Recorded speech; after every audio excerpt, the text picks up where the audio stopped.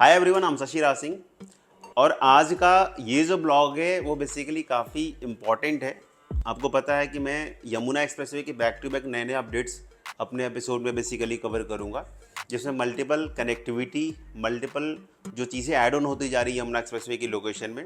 क्योंकि ऐसे समझ लें कि यमुना एक्सप्रेसवे आज के डेट में एक ऐसा हॉटेस्ट डेस्टिनेशन है जहाँ पर एक इन्वेस्टर, एक एंड यूज़र कोई भी इन्वेस्टमेंट करते हो या आप एंड यूजर के लिए बाई करते हो, एक अच्छा रेट प्रीमियम आप निकाल सकते हो।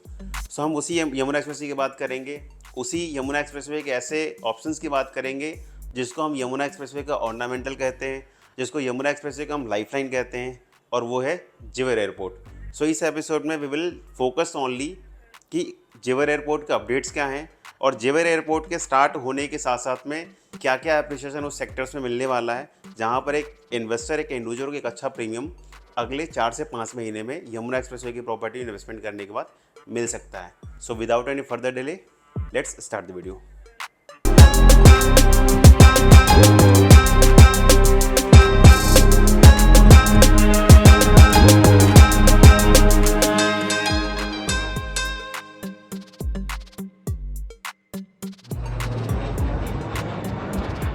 जेवर एयरपोर्ट का अगर करेंट अपडेट की बात करूं तो एक आपको टेंटेटिव आइडिया देता हूं।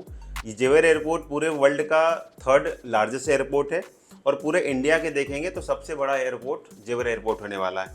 इससे आप कंपैरिजन कर सकते हैं कि आज का हम जिस एयरपोर्ट को यूज़ करते हैं एक एनसीआर में, आईजे एयरपोर्ट, वो 4 रनवे का आता है। जेवर एयरपोर्ट की जो प्लानिंग है वो टोटल 6 रनवेज की है। तो कितना बड़ा यूज़ होगा यू कैन इमेजिन अगर आप इन दोनों से कंपैरिजन करेंगे तो। अब हम नेक्स्ट अपडेट की बात कर ले। आज की डेट में अगर हम नवंबर 2024 में बैठे हैं तो करेंट अपडेट है कि आज से नवंबर से बेसिकली इन्होंने फ्लाइट्स के ट्रायल ऑलरेडी स्टार्ट कर दिए हैं। ट्रायल जो फ्लाइट्स का है वो कंप्लीट होगा बाय मिड ऑफ दिसंबर, 15 दिसंबर के आसपास में। उसके बाद फाइनल जो अप्रूवल्स आएंगे उसके बाद अप्रॉक्सीमेटली जो प्लानिंग है अथॉरिटी की एयरपोर्ट स्टार्ट करने की, दैट इज़ अप्रैल 2025। सो अगले 5 महीने में एयरपोर्ट स्टार्ट होने वाला है। और सबसे बड़ी बात आपको मैं क्लियर कर दूं कि ये जो जेवर एयरपोर्ट है, पहले ये लोगों का माइंड में चल रहा था कि कार्गो एयरपोर्ट है, कार्गो एयरपोर्ट ही स्टार्ट होगा शुरू में, बट ऐसा कुछ भी नहीं है। ये एक इंटरनेशनल एयरपोर्ट है जिसमें आपका जो अप्रैल 2025 से अथॉरिटी जो प्लानिंग है बेसिकली स्टार्ट होने की, उसमें रफली 30 फ्लाइट से स्टार्ट करेंगे, जिसमें 25 फ्लाइट्स आपकी डोमेस्टिक होगी, 3 फ्लाइट्स आपकी इंटरनेशनल होगा एंड 2 फ्लाइट्स आपकी कार्गो होगी।